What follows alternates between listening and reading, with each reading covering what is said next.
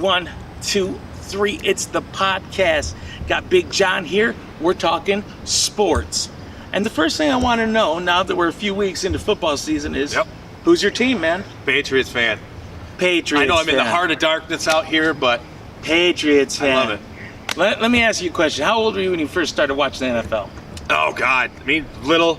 I mean, we have Super Bowl parties and watch it and all that kind of stuff. So since a kid, right? Oh, yeah, since I was a kid. And the Patriots were your first favorite team before Tom Brady, before all that shit? No, I watched the Bill. I don't know. Come on. See, you switched teams, man. You switched sides. You were a Bills fan. But you know what? I'll admit this.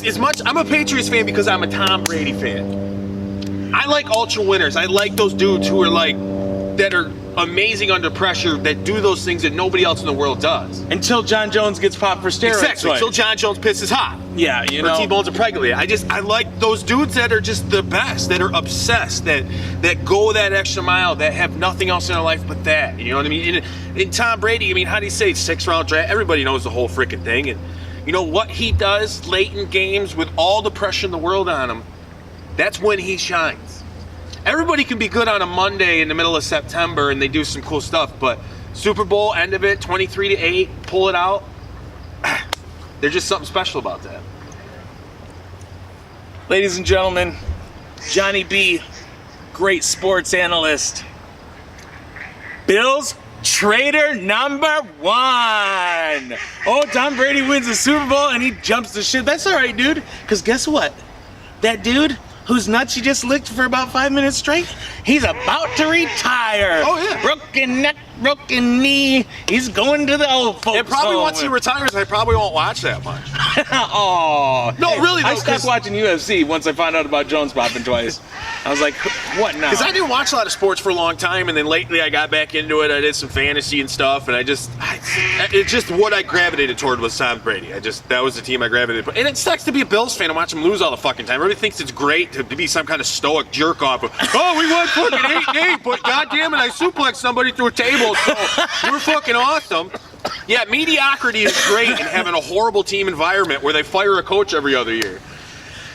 Bruce Smith, Thurman Thomas, Jim Kelly, it happened. All right? It wasn't the Mandela effect. I didn't just imagine that shit one day. Those are real close, good years, man. Tom Brady is 23-3 against just the Buffalo Bills. That is bad. That's pretty terrible, man. That's like once every 8 years you get a win against Tom Brady. Oh. Yeah. And usually half those ones, like the last one was, they were already clinched for first place and home advantage in the playoffs, and they pulled half the guys at the half. Jimmy Garoppolo was a quarterback. As a rookie. Or Brady might have played a quarter or two, All right. Whatever. We're going to come back to this conversation once Brady retires. Yeah. Onto the big controversy.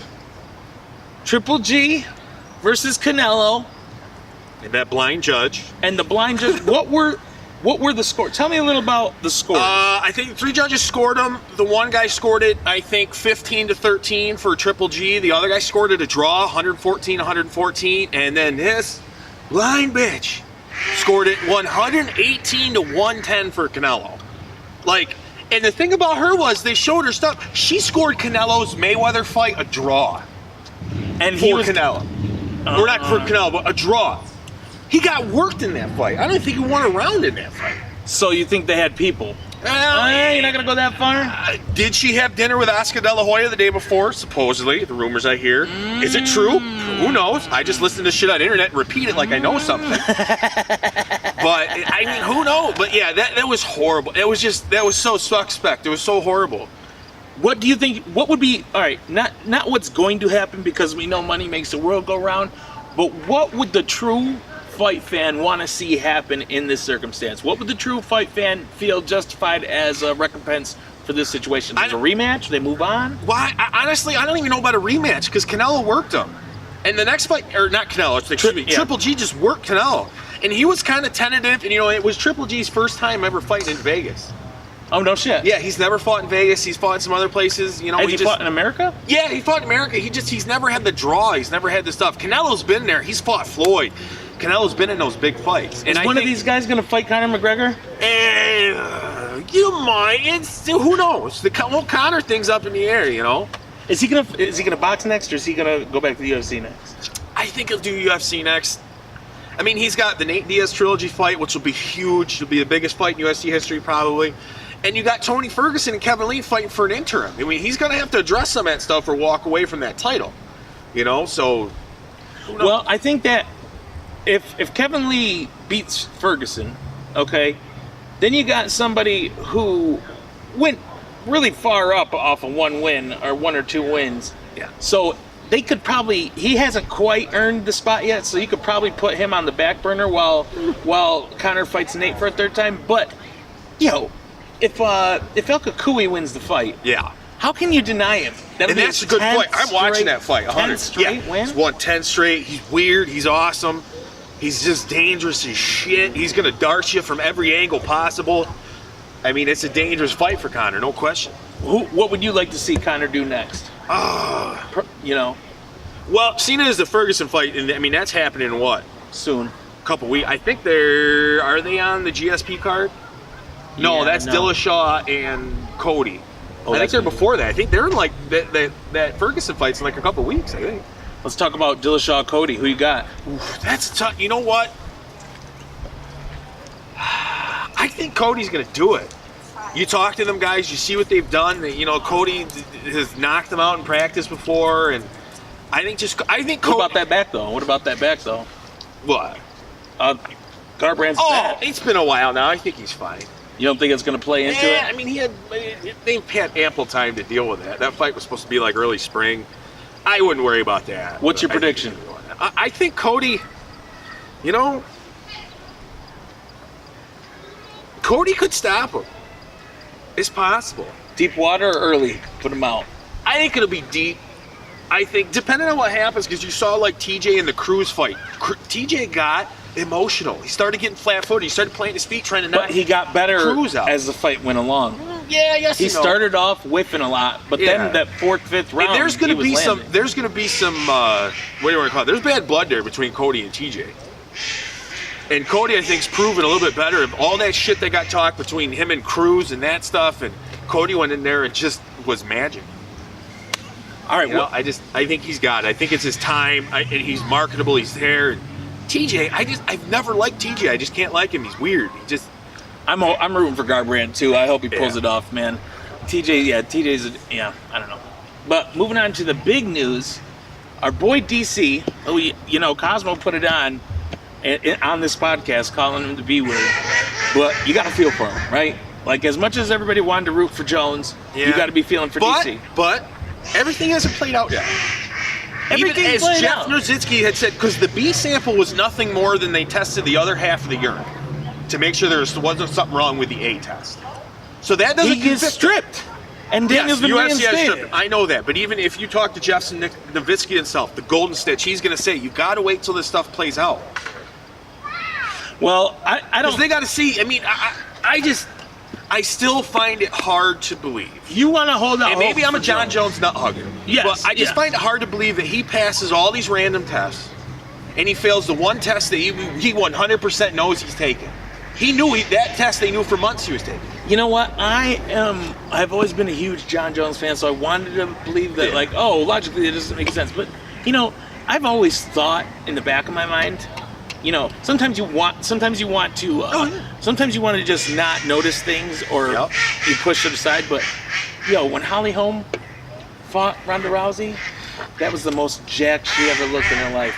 You look at some of these Jackson Wink guys, man, and some of these guys have been super ripped for those big fights before, man. And you know what with Jon Jones? Look at his brothers. Yeah, His brother got popped in the NFL. brother got popped in the NFL. No, there's a lot of that stuff against him. It's tough to. Who knows, man? Nate Diaz said it the best, man. Everybody Everybody does takes steroids. steroids. Everybody takes steroids. It's tough to say, but we got to. And there was a whole thing about Major League Baseball that came out about how a ton of those guys are popping for that same drug, Turinabol, because it comes up in a lot of supplements, and also there's things that will show you test positive for Turinabol that aren't necessarily Turinabol. I mean, there's all I'm saying is there's reasonable doubt. There's things out there that could happen. Still, But still, after the dick pill thing, after all that shit before, why he didn't have somebody checking everything that man put in his mouth? There's two things Jon Jones is good at: beating people up and fucking them. Yeah. Well, what are you gonna do? Well, I still feel a little bad for DC because if all things were equal, who knows if it would have been the same? Oh, 100%. I don't think whether Jon Jones taking steroids or no steroids, he beats DC's ass every time. Every time. 9 out of 10 fights, Jon Jones wins that. No problem. Steroids, no steroids. You one hand time in his bag. He's better. Now that's the thing with Jones, man. He's the best ever. Well, we all wanted to, and I did. I shit on DC when he was all talking about the high moral ground, how he's a good guy and John's a bad guy. I'm like, what's that mean in a fight? But now that all's been said and done, I mean, Daniel really has done everything the right way as far as his professional career goes. So DC's awesome. You can't. So when people say, "Oh, he didn't," he's just gonna get the belt back for free. He beat everybody else. He beat Rumble Johnson twice. Oh yeah. He beat Gustafsson. No, he's beat everybody else. He's the champ. But he's never beat Jon Jones. He's never beat the baddest man in the world. Doesn't exist. No, I know. But there's MMA always that hysteric. There's always that thing of, yeah, but Jon Jones beat your ass. Yeah. You know what I mean? That's just when you're dealing with something like fighting. It's pride. This isn't some points where we won the game, but we're fighting. Like it doesn't matter if I beat you in this cage or if I drag you in this parking lot and I crush your skull. It's the same kind of. It's fighting. You know what I mean? It's the most primitive. Cormier's still losing sleep no matter what. That's the tough part, and he almost feels bad for him because it's like, shit. What do you do? Well, you keep the title. You take the title gladly because it is. Well, the thing he made the point. It's a no contest, so that fight never existed. He gets the title. Yeah, and some people are like, oh, they should make him fight to win it back. Well, he never lost. He never lost it, and B, what's he going to do? Take a major pay cut for no reason, just for pride? Because there's no difference. Like if Jon Jones were to miss weight or something, or you know what I mean, or elbowed him wrong or whatever, it's a no contest. It's just that fight never happened. Right. But it happened in everybody's eyes. I mean, we saw it. We know what happened. DC got kicked in the head and beat unconscious. Still so pissed at Jon, man. Oh yeah, it's terrible. Still so pissed. You know what was interesting? The Vice did an interview with him, like right after that fight, right before those results came out, with him talking about like how mad he is, all this stuff's behind him, and how he would never do this stuff, and blah blah blah blah. No, but it's also stuff like that gives you reasonable doubt for Jones. Like, you know what I mean? It just you don't want to believe somebody's that freaking stupid. I say, start the juice division, and let him and Brock. You know what? Fight it out just to the gills. Is if they got rid of USADA and Jeff Stavisky and didn't tell nobody, would anybody care?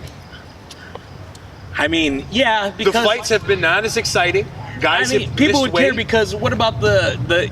I mean, it's 2017. It's a time of enlightenment, and the kids, the next generation. Do we want them sticking a bunch of steroids in there? It's like the Olympics. They talk like 90% of the Russians are always on it. The Chinese and the football. Americans. You can't stand there and look me in a straight face and tell me football players are not all juiced up. No, they're juiced to the gills.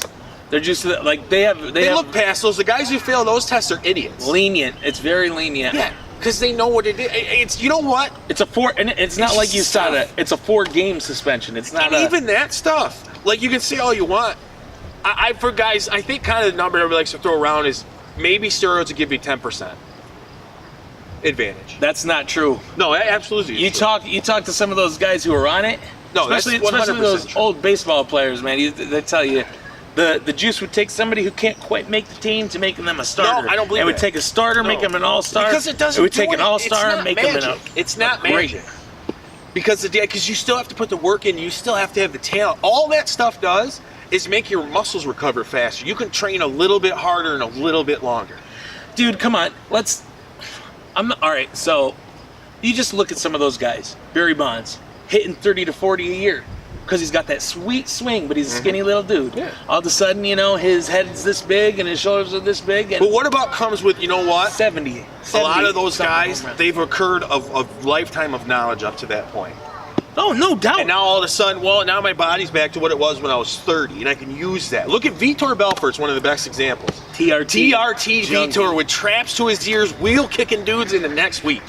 And then what happened as soon as they outlawed that shit? He was dad bod Vitor. He was dad bod Eli Manning. You know what I mean? Performance Vitor.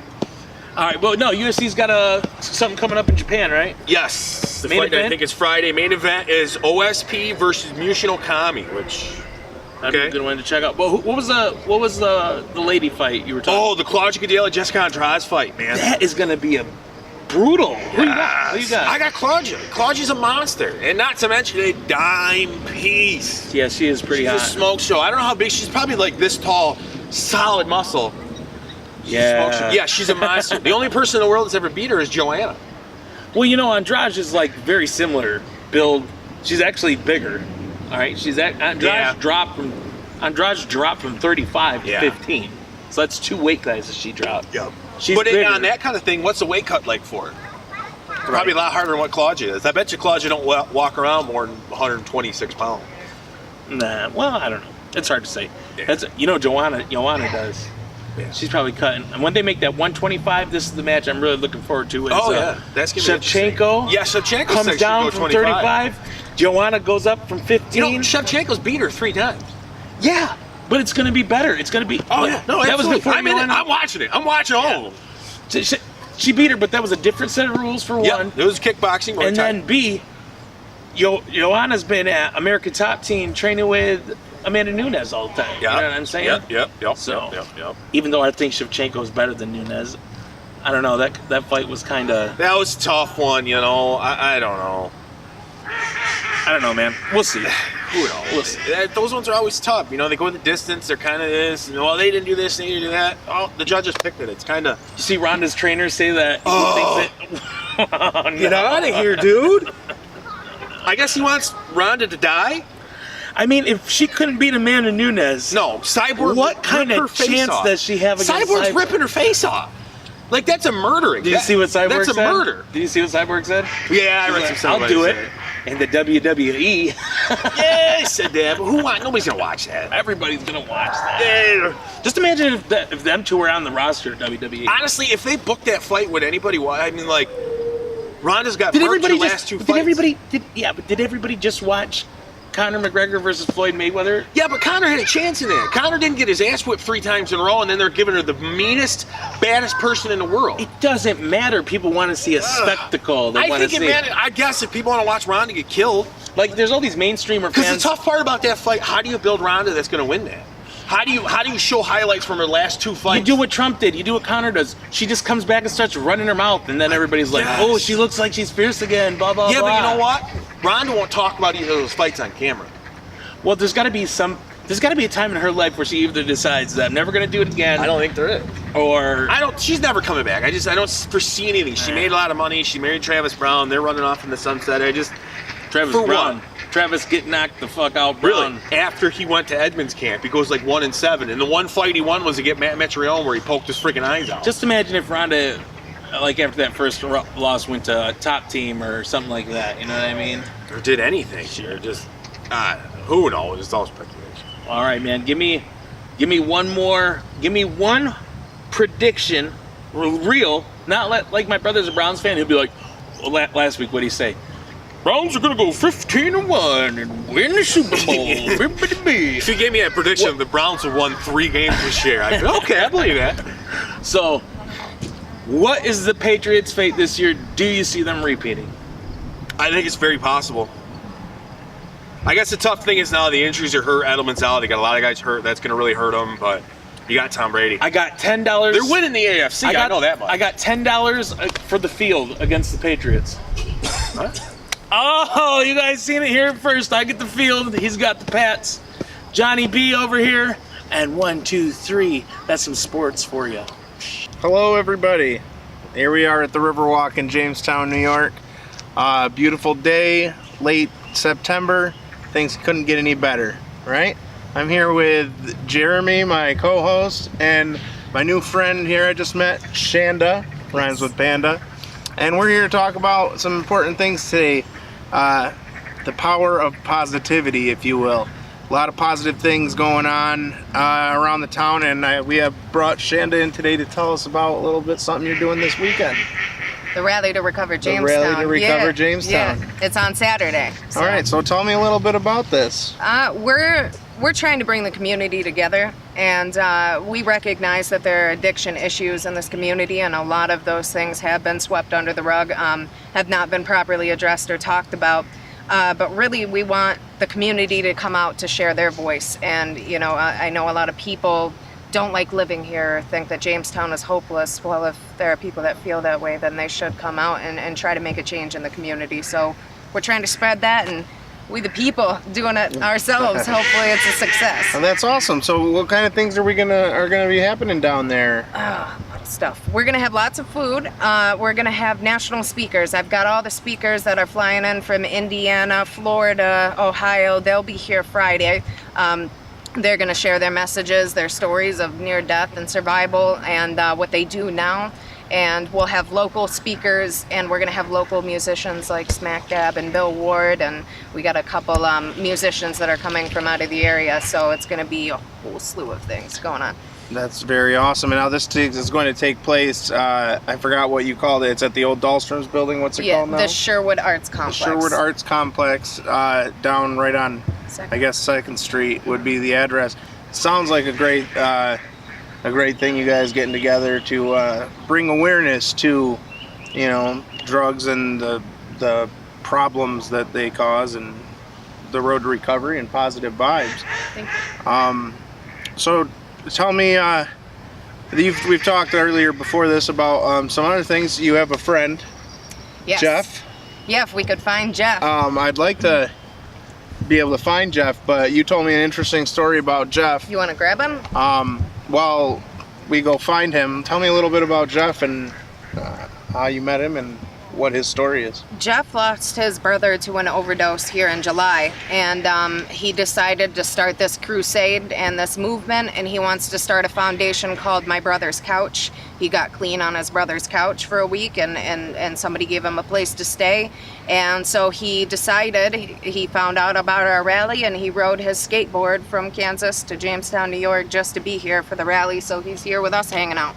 Been staying at my grandpa's house. That's amazing. Yeah. How long did that take him? Oh man, I think 2 weeks, something like that. Yeah, he left like a while ago, and he got here early. He hitchhiked some, but he broke his part of his hip, crashing like 40 minutes before he got here in Erie. Yeah. Wow, that is So, nuts. He'll be coming along somewhere. I don't know. Back onto the Sherwood Arts, is it Complex? Complex, yeah. Because I've known Vince Liuzzo, and he's kind of running it down there, and they're just starting to do some events down there. Now, did he kind of reach out to you and offer the space, or were you kind of looking for... He reached out. He had a woman that he says is like his second mom, and I think she saw it and told him about it, and he said, absolutely, we want to stand up and offer you a place. So they did, and we're very grateful. I'm excited to check that place out, because I've been hearing a lot about It's it. got character. It does. So Vince has always been a cool guy. Hopefully it's a good event for you. yeah, we hope so too. We're doing it for Jamestown. Yeah, so. definitely. Yeah. So if you have any advice for a young individual who's struggling with drugs or alcohol, where can they go in Jamestown? What kind of support can they get? I would definitely recommend the Mental Health Association. They've got so much going on down there, but the advice is to step out and make the first basically step in the right direction. I've said this a million times before, don't get me wrong, but we always think that somebody's going to come in and rescue us. Sure. And it just takes stepping out and being a little bit uncomfortable and asking for help. And there are so many people that want to help us. A lot of times we feel alone, and we don't realize there's a whole community of people. I've met hundreds of people that literally do just this work to help people who are addicted. So you'd be surprised if you reach out for help. That's really what you got to do. Yeah, definitely. I mean, I've always loved Jamestown. I think that the help is there if you want it. Like you were saying about how some people kind of just see the negative in things, but I think Jamestown is just bursting with creativity and art, and there's so many good things around here. And with drugs or addiction, that stuff's anywhere. So might as well make the best of our little town. Now, are you from Jamestown originally? Yeah. Yep. Cool. Yep. This is spread across the country, don't get me wrong. Yeah. This whole epidemic is happening everywhere. But I always kind of saw Jamestown as a city on a hill, like we're the light for the rest of the United States, and say we make a stand here and we really change things around. I mean, we've seen the city progress downhill, and what happens from this point? Do we stand up and do we change it? And will other cities follow suit and say, hey, if their people came out and said, you know what, change is possible here and we're going to make it happen, how many other places would that affect and help, and how many other places would see that that's happened here? And that's really the goal. Certainly.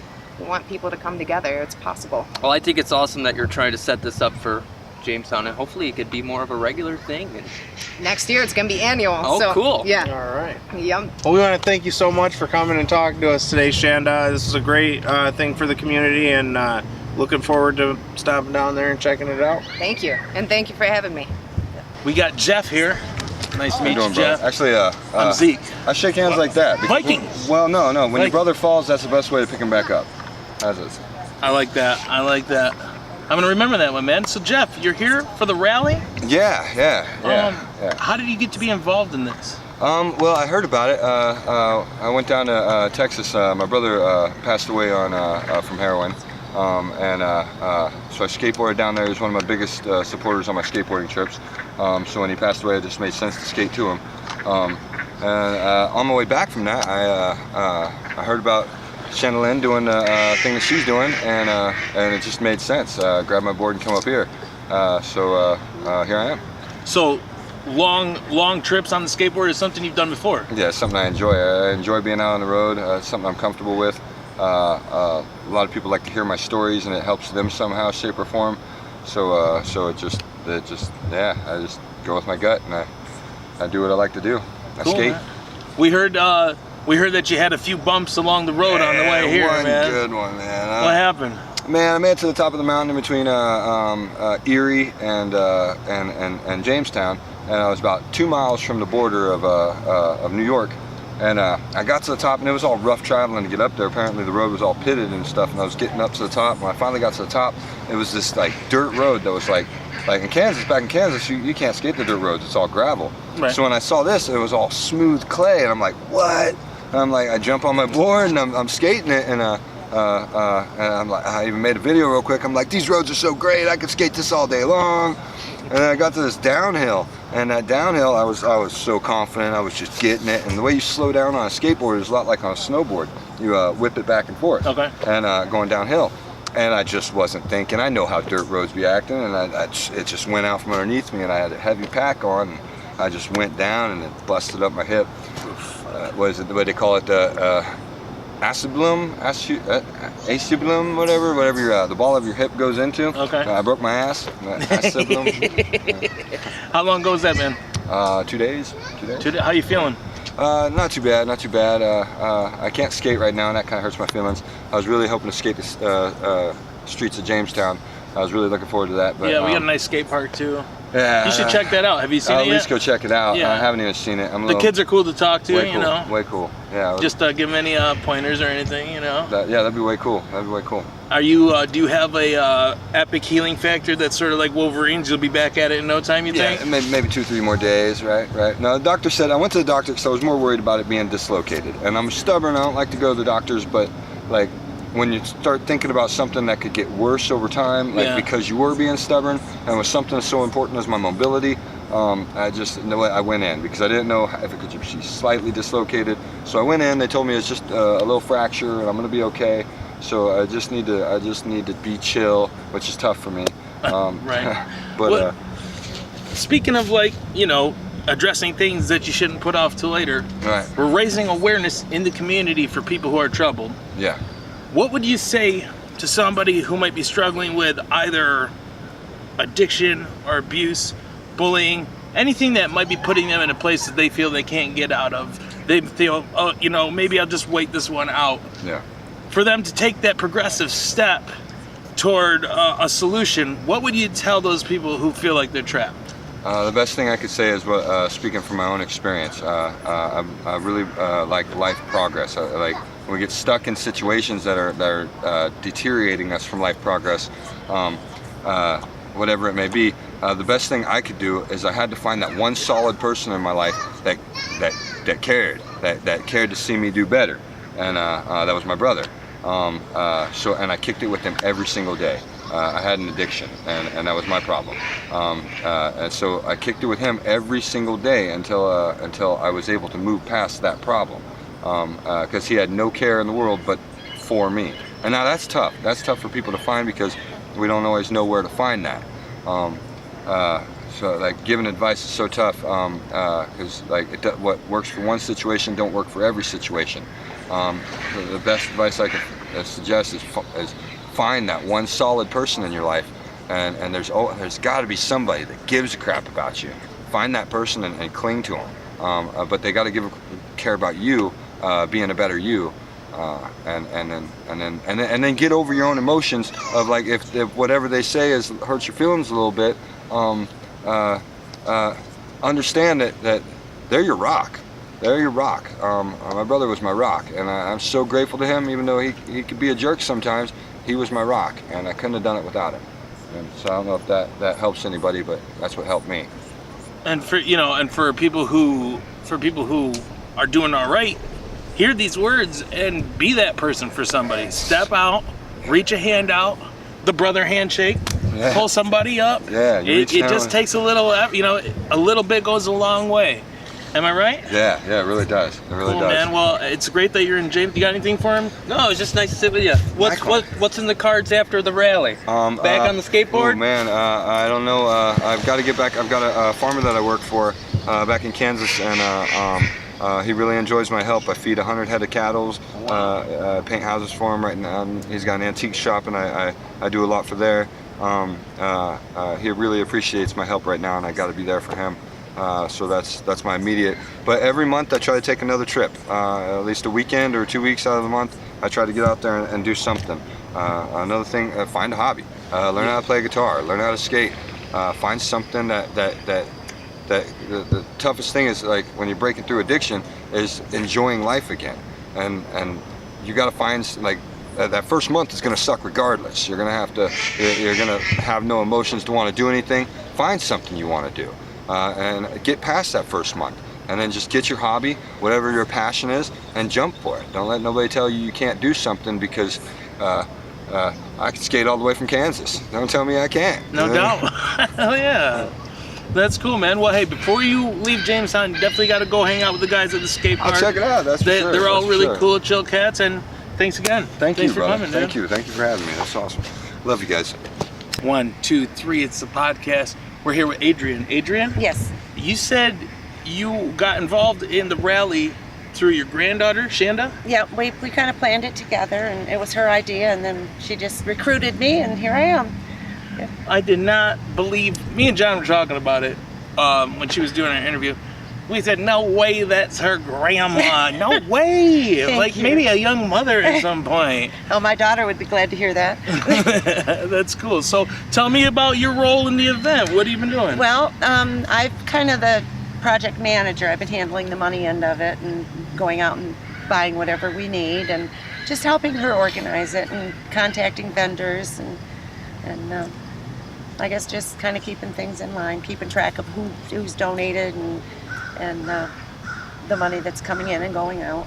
Yeah, I mean, when you put on something like this, you can't do it by yourself. No. Got to have a team, got to have a plan, and it's good to have somebody who's good with that stuff helping out, for sure. Well, I figure after all my years of handling expenses for my house, I figured I could do it for this. So. No doubt. Yeah, you're doing pretty well. I'm glad to hear the event's doing well. So maybe as a grandparent, okay, you've seen 2 generations come after you. When maybe somebody that you care about, whether it's in the bloodline or not, just somebody you care about, you see them go through some struggles. What's the kind of thoughts that you can't, you could tell them 100 times what you think they should do, but there's really nothing you could do, until they decide they want to listen. What kind of emotions do you go through? Well, it's in our case, it's kind of strange because I too was addicted to narcotic pain meds. I was on them for almost 30 years. Oh my God. For some pain issues that I have. And I watched both of my daughters become addicted, and then my 2 grandkids, and it was like, this is a generational curse or something.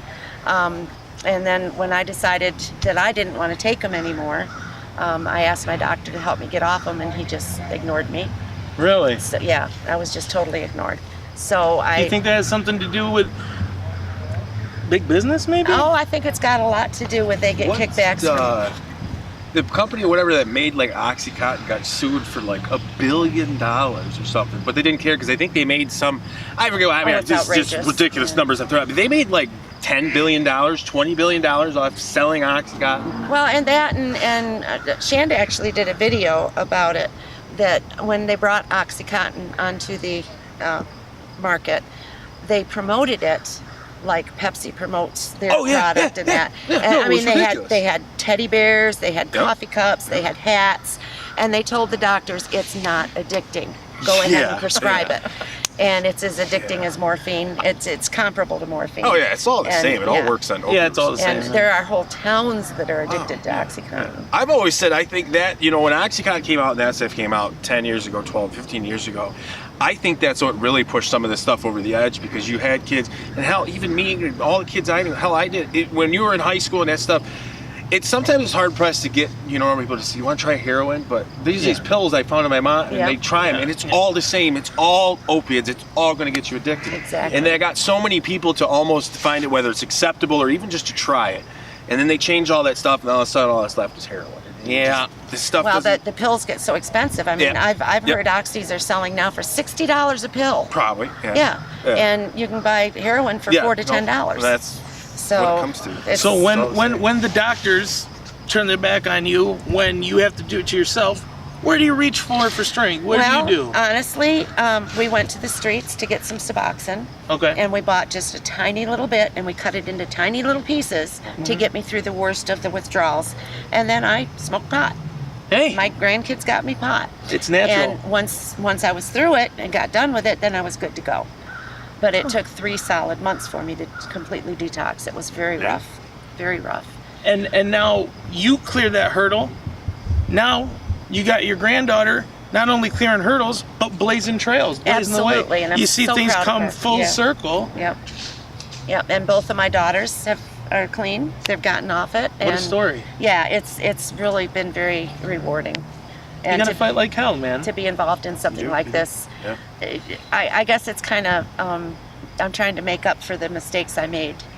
Yeah. Because I had a habit. The kids would come to me and say, I hurt, can you give me a pill? And I'd give them a pill.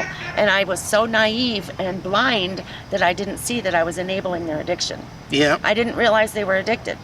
Well, it's because you're walking around with blinders on in the first place. You know what I'm Absolutely, saying? You can't see absolutely. clearly. And you take that- that's my story on it, is that I was an enabler. Right. I didn't have the addict mindset because I didn't abuse it, but I handed them out like candy to my kids and my grandkids. And I'm guilty of that, and I've never denied it. But because of learning that, I'm able to reach out to other people and say, this is what you need to look for in your family. Yep. This is what, Patterns. is going on. And then when you took that one right step, look at the domino effect that It's had. been Holy shit. amazing. Wow. It's been amazing because Chanda got clean right after I did. In fact, she helped me get clean, and then she said it's time for her. One big step, And you know. and her brother, my grandson, has just completed treatment in Florida, and he's now in a halfway house, and we've almost lost him 6 times to overdose. No kidding. So I mean, it's been a journey, No doubt. Well, and we're just trying to offer this to other people, that there's hope. Yeah. No, I've been friends and followed Chanda for a while. I just think it's awesome at what she does, that she gets out there and she says this stuff that needs to be said, that that so many people ignore around here. Everybody just, oh, they're junkies or this or that, but it's not. It's everybody else you know. Yes. It's your friends in school. It's the cop on the corner. It's your doctor, It's your own just- doctor. This stuff needs to be said. It needs to be brought out to the forefront. People need to be exposed to this and realize this. And things need to change. They have to take different approaches to it. Yeah. I think one of the things, they got to stop treating these people like criminals and treat them like patients. and instead of the public judging in a negative manner, I hate everybody that needs more to than look at anything. themselves and say, well, I do this. I'm addicted to World of Warcraft 8 hours a day. You get addicted You know, to cheeseburgers. You know, cheeseburgers. Nobody's perfect, and the only way we're going to help each other, like Jeff said, is the brother handshake Yes. instead of like, oh, well, now I feel better about myself because you're lower than me, so I'm going to. And how many of put my those nose people up. are standing there writing those terrible comments when they drinking? Yeah, right. You And know? alcohol probably is one of the worst, most destructive drugs that's ever been known to man. Yeah. But it's the one that we all agreed was cool. We'll all pay taxes on this, and this is fine. This one's okay. This stuff, no, it's not okay. This one's fine because it's been around since the dawn of time, and everybody's done it. So this is normal. This, no, you can't touch this. You could smoke probably 10 doobies, and the worst that's going to happen is you're going to pass out and wake up You hungry. you can walk into probably whatever liquor store and buy a bottle of vodka enough to kill yourself. If you drink a whole, like that's just what I was going to say. If you drink a whole bottle Nobody of vodka, seems to think that's an issue, but the heroin junkie's a bad person. Okay. you just got to not judge. It's you know? hypocrisy. Keep an open mind, Yeah. and like she was saying, what were you saying? What were you just going to say? I was just going to say we've seen a lot of negativity, a lot of what we call trolls. Trolls. That You're always gonna get that. are putting It's the us down, internet. certainly. Putting us down for what we're trying to do. You know, you don't have an agenda, you don't have this and that, you're just looking for the fame that it's going to bring you. And Yeah. it's like, we're actually reaching out a hand to try to help people. You guys are Why are trying. so people You're doing negative something. about it? What are those people doing? They're doing nothing. They're sitting back and, Yeah, they're sitting- and telling us how stupid we Yeah, are. writing internet comments and judging people. You know what? You guys are sticking your neck out and going out there and try to just get something, even just to start a conversation with somebody But who never thought about it before. You know, and it's because, and we got to even cut those. Now that I think about it, we got to cut those people slack too, because they're probably just insecure about whatever their hang-ups are. Oh yeah, that's a whole So- other thing you could go into forever is internet trolls and their mindsets. I think it's kind of fun myself.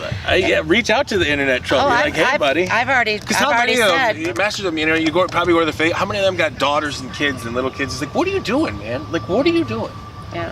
Like, Well, you have a family, you have little kids. Like, why? Why are you hating on them? It didn't affect you. all right.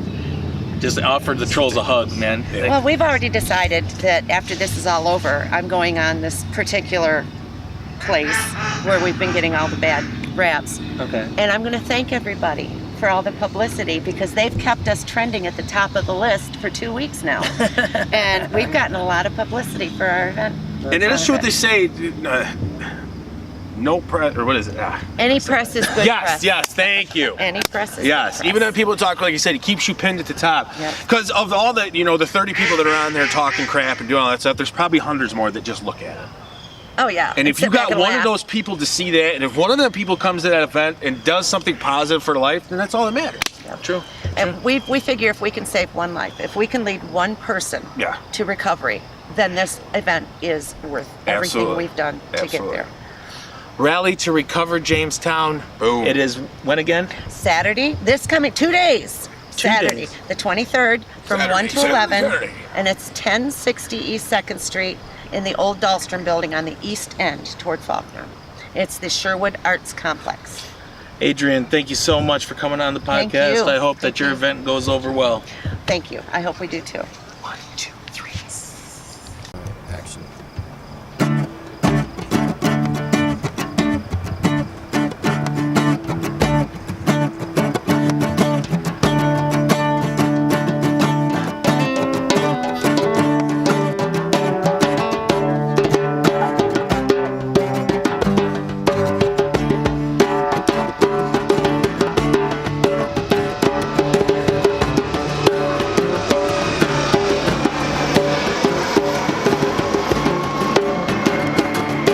Down at the top, some little band babe, licking on an iPod, looking for a date. Said I got no money, but I like to know your name. She gave a little wink, said, "What's your favorite state?" Started to tell me just about anything. Didn't matter if it was a lie, she just kissed my cheek and made me believe. Hey, oh, Mississippi. Hey, oh, Tennessee. We know you're a bad bitch, mama, won't you be a good girl for me? Hey, oh, Mississippi. Hey, oh, Tennessee. We know you're a bad bitch, mama, won't you be a good girl for me?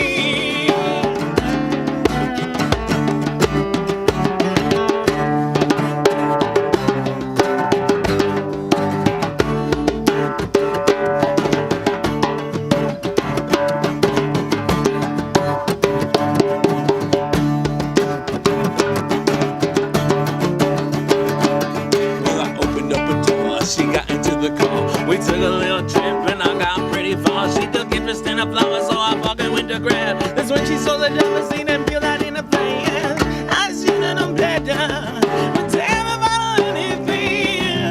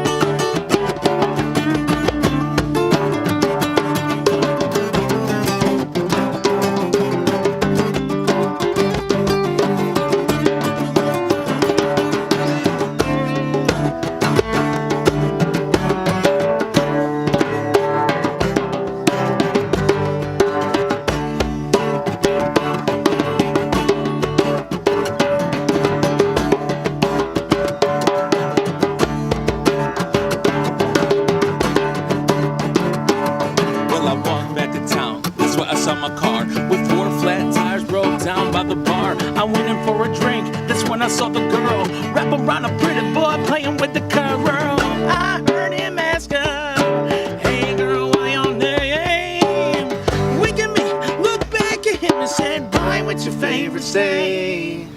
Hey, yo, Mississippi. Hey, yo, Tennessee. When now you're a bad bitch, mama, won't you be a good girl for me? Hey, yo, Mississippi. Hey, yo, Tennessee. When now you're a bad bitch, mama, won't you be a good girl for me? Child.